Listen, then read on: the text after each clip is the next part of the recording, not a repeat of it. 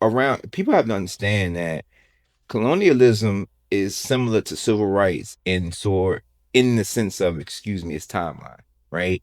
We're not talking about civil war like in the United States where something happened in the 1860s. We're talking about most African nations got their independence in the 1900s, like Ghana in the 50s, Nigeria in the 60s.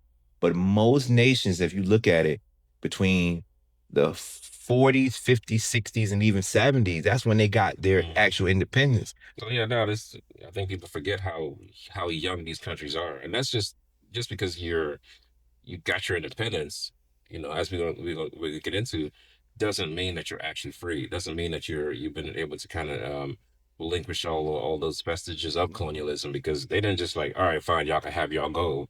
Like when colonialism officially, like these economies were set up to extract. They weren't Yeah. set up to develop anything, right? Like whenever people think of chocolate, what do they think of? Germany, Yeah. German chocolate, or whatever, Nestle, or all these big companies. That stuff comes from Ghana. That That stuff comes comes from directly. like this stuff.